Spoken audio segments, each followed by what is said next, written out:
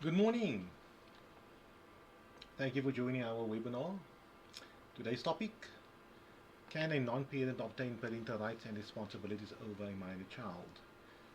To give some context, let's say a third party, a neighbor for argument's sake, wants to care for a minor child.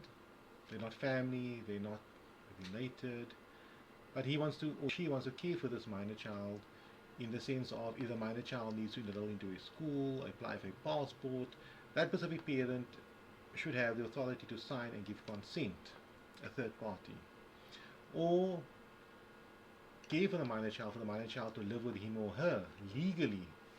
We're not talking about adoption. Adoption is something else. Now, taking it one step back, the people or the persons who would usually have these parental rights and responsibilities would be the parents, the mother and the father of the minor child. We want to give a third party those specific rights, which the mother has and the father has, but not for that person to adopt a minor child. And at the same time, taking it one step further, can the court take away the biological parent's rights to the minor child?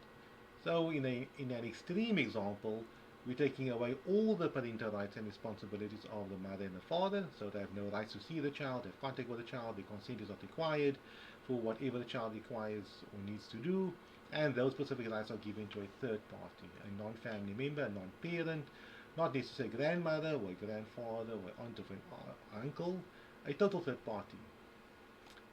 And is it possible? Yes, it is possible. That's the long and the short of the specific topic. It can be done.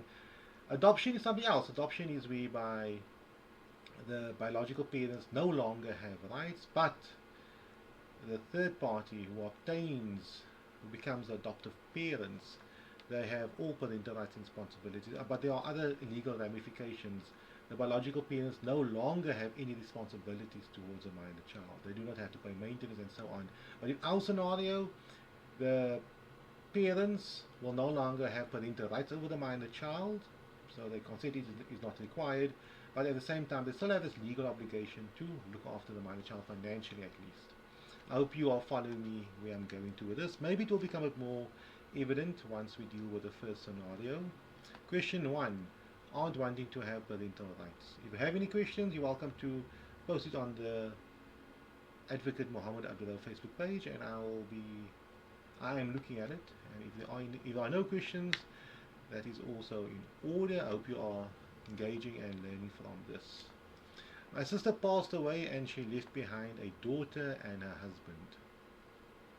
The husband does not properly care for the minor child and she is being neglected. What can I do if I want her to stay with me? Okay, so in terms of the Children's Act, it is possible for the assignment of parental rights and responsibilities on a third party. If the specific aunt wants to care for the minor child, she may make an application to court for the assignment of those specific parental rights and responsibilities to her, and in this specific case, it will be the parental rights and responsibilities of care. The court will obviously have to make a decision as to what is in a minor child's best interest, what rights should be given to you. Should it be a blanket right, for example, guardianship rights, care and contact rights, and so on? Should the court take away the father's rights because the father is neglecting the minor child, most probably not abusing the minor child, but maybe not caring for the minor child the way the minor child should, taking the minor child late to school, not feeding the minor child properly, not, hygienically attending to the minor child correctly, and so on. So the father obviously needs to have contact with the minor child, but here in this specific scenario, the aunt feels that it would be in the minor child's best interest for her to care for the minor child, to basically be the minor child's mom. And some people might say taking over or having the minor child replace the sister which she has lost. I do not know. That is an argument that sometimes comes about. But ultimately, the court would want to determine what is in the minor child's best interest. If it is in the minor child's best interest for the specific aunt to care for the minor child and for the father to have, contact maybe every second weekend, some school holidays, but the aunt will be the one who cares for the minor child, takes her to school, attends to her homework, her extramural activities, dealing with her when she's ill, and so on. It is possible in terms of the Children's Act for the assignment to take place. Ultimately, the court will have to make a decision what is in the minor child's best interest. If it is in the minor child's best interest, the court will assign those guardianship rights and parental rights, whatever rights are required. If it is not in the minor child's best interest, the court will not make such an order. Question number 2.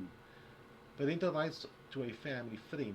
So here is a total non-family member. The question is, or the post is, I have been caring for a child age 8 for the past 3 years. Both her parents are in rehab and are in and out of jail. I managed to enroll her into a school, but the school says they need the parents' consent. What can I do? I'm not family of the child. Okay, going back to what I mentioned earlier on, same scenario, the assignment of rights.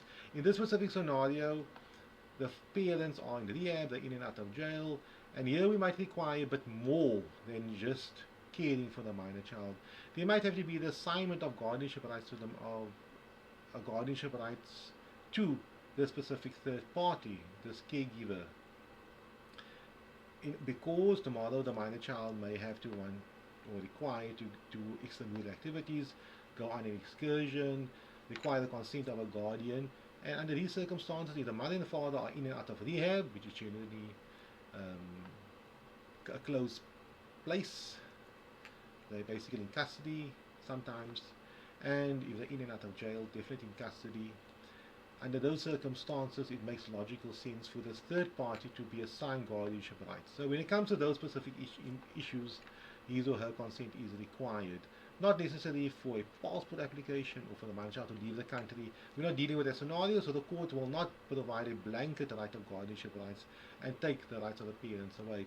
Of course, in this specific scenario, the parents should still have contact with the minor child. Yes, obviously, a child needs to have contact with his or her parents. They might have certain stipulations if they want to become a bit extreme, stipulating that the minor child can only have contact with the parents if they are clean from drugs. They are not. They are clean. You'll know better, or you know where I'm going to with that.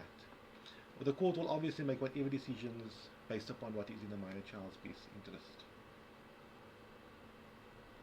I see a comment over here. Question 1: adoption. People sometimes do not necessarily want to follow the adoption procedure.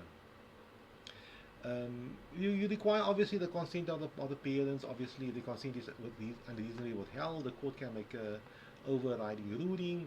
And do you want to adopt the child, or do you want to just care for this minor child for that specific period until the parents are back to normal?